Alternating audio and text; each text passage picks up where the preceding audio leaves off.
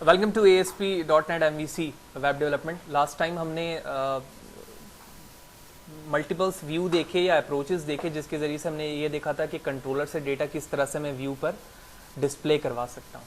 Now इस session पे हम डिस्कस करने जा रहे हैं कि एक्चुअली मॉडल का कॉन्सेप्ट क्या होता है और किस तरह से मॉडल पर हम काम करते हैं और उसको किस तरह से इम्बेंड करवा सकेंगे अपने कंट्रोलर के साथ। Let's see.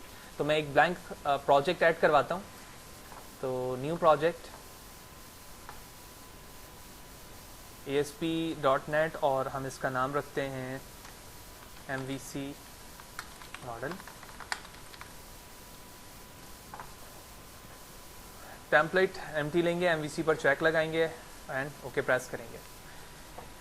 उसके बाद हमें क्या करना है, एक मॉडल ऐड करवाना है। तो मॉडल के हवाले से हम जानते हैं कि मॉडल हमारा MVC का एक इम्पॉर्टेंट पार्ट है, जिसके ज़रिए से आप एक डेटा हैंडल करते हैं, यानी वो वेबसाइट का पार्ट जो कंटेंट पर बेस करता है, आपके मेन डेटा पर बेस करता है। ठीक है, तो इसके लिए आपको क्या करना होता है, अपने मॉडल पे एक क्लास बनानी होती है और क्लास के अंदर आप डिफरेंट प्रॉपर्टीज बनाकर एक एट्रीब्यूट डिफाइन करेंगे। इन फ्यूचर आगे जाएंगे तो इसी मॉडल के इस एट्रीब्यूट को डेटाबेस के जरिए से भी हम हैंडल करना देखेंगे, लेकिन इस वक्त सिर्फ और सिर्फ इस सेशन पर हम मॉडल के कॉन्सेप्ट को जान रहे हैं। लिहाजा मैंने मॉडल पर राइट क्लिक किया, ऐड पर गया और एक क्लास ऐड करवाई और इस क्लास का नाम रखा मैंने company.cs और एंटर प्रेस कर दिया। तो मॉडल पर एक क्लास बन चुकी है। मैं जूम करता हूं और यहां पर आने के बाद मुझे कुछ डिफरेंट प्रॉपर्टीज बनाने हैं। तो प्रॉपर्टीज हम जानते हैं C# के अंदर पढ़ चुके हैं। ठीक है, तो आप वो YouTube पे जाकर मेरे उस तमाम वीडियोस को देख सकते हैं जहां पर मैंने प्रॉपर्टीज के हवाले से बताया है। तो प्रॉपर्टीज के लिए आप PROP लिखकर टैब प्रेस करेंगे 2 टाइम, तो आप एक प्रॉपर्टी क्रिएट कर लेंगे। जैसे यहाँ पर इंटीजर माई प्रॉपर्टी के नाम से बनाया है, तो लिहाजा मैंने इसे चेंज किया ID के नाम से और सेम लाइन को मैं कॉपी करूंगा और जितने एट्रीब्यूट तुम बनाना चाहते हो उतने एट्रीब्यूट तुमने यहाँ पेस्ट कर दिया। फॉर एग्जांपल उसके बाद मैं कहता हूँ सेकंड एट्रीब्यूट हमारे पास स्ट्रिंग नेम है, थर्ड हमारे पास है स्ट्रिंग प्रोडक्ट। ठीक है, एक कंपनी के हवाले से बात कर रहा हूँ तो उसकी एक नेम है कंपनी का और उसके बाद उसका एक प्रोडक्ट है और फॉर एग्जाम्पल उसकी एक लोकेशन है कि वो कहाँ मौजूद है। ये बनाने के बाद हमारा एक मॉडल रेडी है जो डेटा को कंटेन करेगा इन चारों एट्रीब्यूट के रिस्पेक्ट से। लिहाजा अब मैं कंट्रोलर पे चलूंगा, राइट क्लिक करूंगा, ऐड पर जाऊंगा और एक कंट्रोलर ऐड कराऊंगा। लिहाजा MVC controller 5 empty, meaningful name, home, press enter. जैसे ही हमारा एक कंट्रोलर आएगा वहां पर हम एक एक्शन रिजल्ट के बिहाफ पर एक मेथड बनाएंगे और मेथड के जरिए से वही काम जो हमने प्रीवियस सेशन के अंदर क्या किया था, एक हार्ड कोडेड डेटा लिखकर डिस्प्ले करवाया था। अब हम उस हार्ड कोडेड के एट्रीब्यूट की वैल्यू यहां देंगे, लेकिन वो यूज कहां से होगा, कंपनी के उस क्लास से होगा जो मैंने मॉडल पे बनाया है। लिहाजा यहां पर इंडेक्स लिखा हुआ है डिफॉल्ट मेथड में, मैंने इसको मीनिंगफुल नेम दे दिया इंफॉर्मेशन और उसके बाद मैंने यहां पर कंपनी के नाम से एक ऑब्जेक्ट क्रिएट किया। तो आप देख रहे हो ये कंपनी इस वक्त कलर यानी क्लास के कलर को इंडिकेट नहीं कर रही है। लिहाजा मैं कंट्रोल डॉट प्रेस करूंगा और आप देख रहे हो यहाँ पे लिखा आ रहा है MVC मॉडल, यानी ये अपने एक प्रोजेक्ट को ऐड कर रहा है कि किस प्रोजेक्ट के अंदर ये चीज़ बनी है। मेरे प्रोजेक्ट का नाम यही है MVC_ मॉडल। मैंने इसको क्लिक किया, अब ये हमारे इस एक्शन मैथड का पार्ट बन चुका है। लिहाजा बनने के बाद मैं यहाँ से सेमीकोलन हटाऊंगा और उसके बाद इसकी बॉडी इंडिकेट कर दूंगा जी, बिल्कुल उसी तरह से जिस तरह से लास्ट टाइम मैं क्या करता था, एक लिस्ट बनाया करता था। ठीक है, तो वो लिस्ट बनाने के लिए हम क्या करते थे, लिस्ट ऑफ स्ट्रिंग यूज कर रहे थे, लेकिन अब मैं लिस्ट के बजाय किसे यूज कर रहा हूँ, कंपनी क्लास को, यानी अपने मॉडल को यूज कर रहा हूँ। तो मॉडल के अंदर कौन कौन सा एट्रीब्यूट है, ID, तो ID की कोई भी एक वैल्यू दे दी मैंने। उसके बाद हमारे पास क्या है, नेम, तो देख रहे हो इंटेलिजेंस में नेम भी शो हो रहा है, मैंने इसको दे दिया for example ABC company, comma, और उसके बाद मैंने इसे प्रोडक्ट का नाम दे दिया। तो प्रोडक्ट में मैंने इसको दे दिया ZXC, ठीक है, प्रोडक्ट, और उसके बाद मैंने लोकेशन दे दिया लंदन। That's it. तो जो काम लिस्ट के बिहाफ पर पहले हो रहा था, अब वो किसके बिहाफ पर हो रहा है, मॉडल के बिहाफ पर। जूम आउट करता हूं, एवरीथिंग इज ओके। एक दफा प्रोजेक्ट को बिल्ड करेंगे कंट्रोल शिफ्ट B के साथ और उसके बाद आप अपने फाइनल व्यू की तरफ जाएंगे, यानी इस एक्शन मेथड के जरिए से आप व्यू क्रिएट करेंगे कि डेटा किस तरह से डिस्प्ले होगा। व्यू कैसे बनता है, व्यू बनाने के लिए आप अपने एक्शन मेथड के नेम पर आएंगे, राइट क्लिक करेंगे और ऐड व्यू पर जाएंगे। ऐड व्यू पे जाने के बाद व्यू का नाम एज यूजुअल जो आपके एक्शन मेथड का होता है वही रहने दें ताकि आपको कंफ्यूजन ना हो।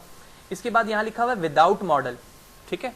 तो लास्ट टाइम तक हमने मॉडल को यूज नहीं किया था तो लिहाजा मैंने यही यूज किया था, लेकिन अब मैं यहाँ पर आऊंगा और सिर्फ किसे चूज करूंगा, एम्प्टी को। ऑल्दो ये सारी चीजें क्रिएट, डिटेल, एडिट ये हम अपकमिंग सेशन पे जब डेटाबेस को हैंडल करेंगे तो वहां पर हमें ये बात समझ में आना शुरू हो जाएगी कि ये किस मकसद के लिए है। अभी मैंने एम्प्टी लिया। अब एम्प्टी के बाद मुझे बताना होगा कि भाई जो इन्फॉर्मेशन व्यू बनाना चाह रहे हो तुम, एम्प्टी तो है लेकिन उसके अंदर जो फ्यूचर काम करने जा रहे हो वो किसके रिस्पेक्ट से करने जा रहे हो। मैंने कहा मैं एक मॉडल के जरिए से करना चाह रहा हूँ, तो मॉडल अभी मैंने बनाया है कंपनी के नाम से, तो ये यहाँ पर अब शो हो रही है, मैंने उसको ऐड कर लिया। उसके बाद इसमें कोई चेंजेस नहीं करेंगे एज यूजुअल जो हम प्रीवियस सेशन से डिस्कस करते हुए आ रहे हैं। मैंने ऐड पर प्रेस किया, स्कारफील्ड टेम्पलेट्स के जरिए से ये टेम्पलेट क्रिएट हो रहा है एम्प्टी बेस पर। तो जैसे ये आएगा उसके बाद हम क्या करेंगे, मॉडल को यूज करते हुए उस जितने भी हमारे एट्रीब्यूट हैं आईडी नेम के वो तमाम यहाँ पर शो करवाएंगे। लिहाजा इसके लिए मैं एक टेबल का टैग बनाता हूँ और इस टेबल के अंदर सबसे पहले टेबल हेडिंग, तो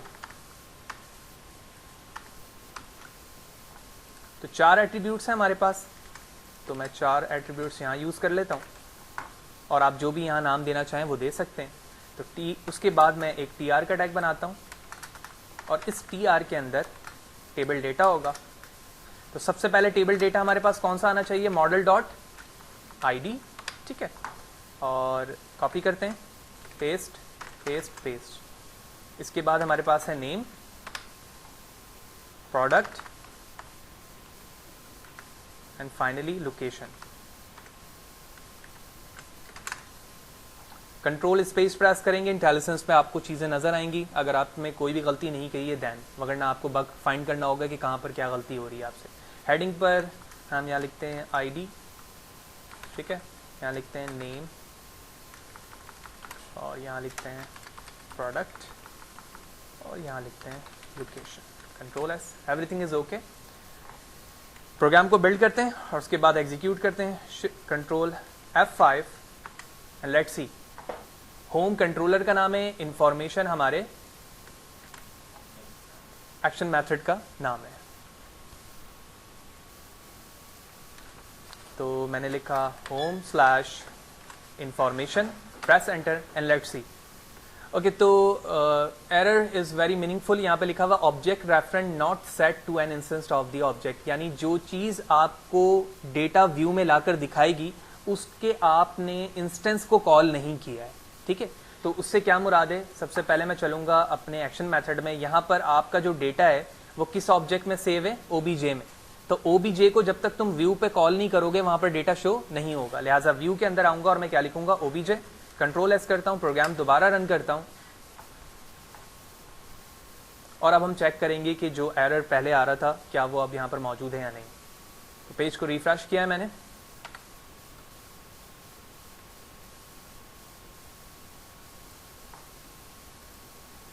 तो आप देख रहे हो अब यहाँ पर हमारे हेडिंग भी आ गई वैसे ही, और जो जो हमारे टैब्स के नाम थे वो भी यहाँ पर डिस्प्ले हो रहे हैं।